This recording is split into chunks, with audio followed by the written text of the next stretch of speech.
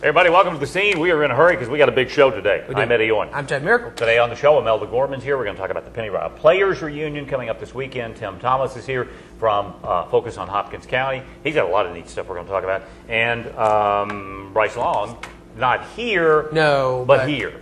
He was at the Chamber of Commerce yesterday unveiling we're doing the ribbon cutting for the Back-to-Back Foundation. And big concerts this weekend. This Saturday. And we're going to hear from him. Yeah, you can pick up tickets at the Chamber and other places. But yeah, you can get tickets at the door if they're available. If they're available. They usually sell out pretty good, so get there early. Yeah, but that's going on, so check that out. So. That's about it. Yeah.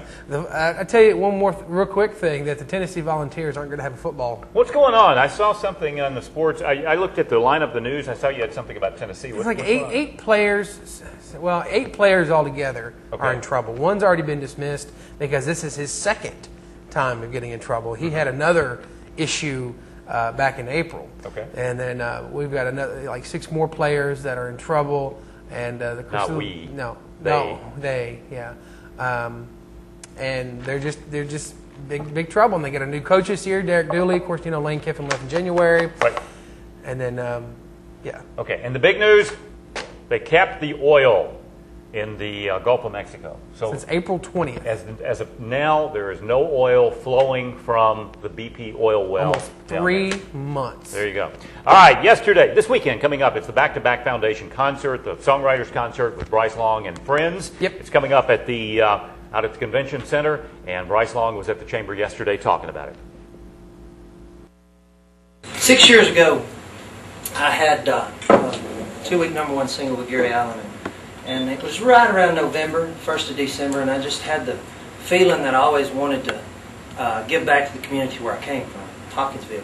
And so I went to work just trying to find some families that we felt like needed some help at a time of the year when things get tough and it gets tight, and that's Christmas time for a lot of folks.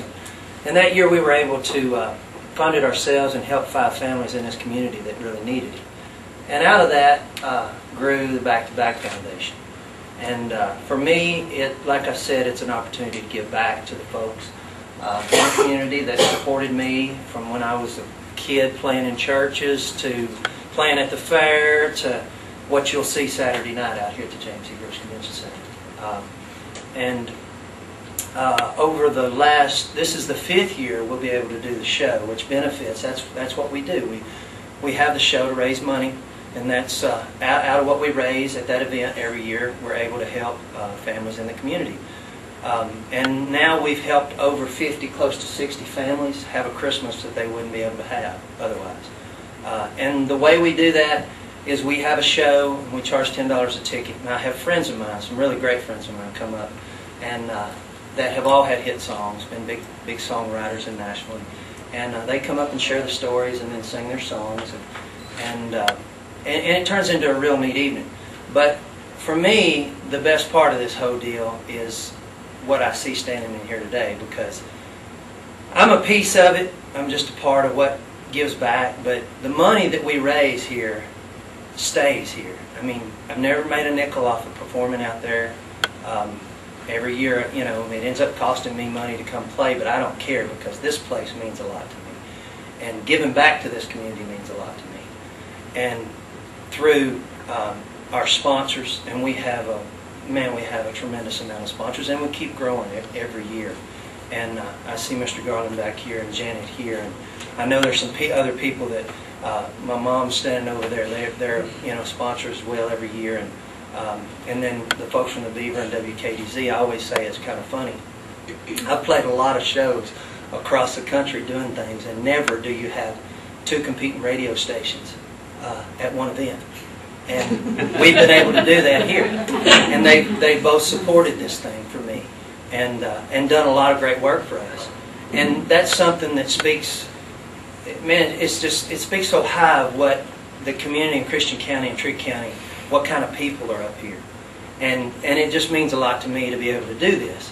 And so this year was the first year that the Chamber of Commerce came on as a sponsor, and we're tremendously thankful and very glad to have you guys. And hopefully in the next few years we'll continue to do this. And like I've always said, as long as the support of this community wants me to keep doing this, then I'll keep doing it.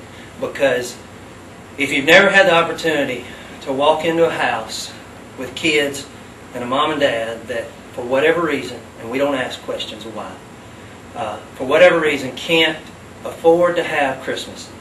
And we've walked into places that don't even have Christmas trees. We've walked into places that have gotten a Christmas tree from a church organization or something.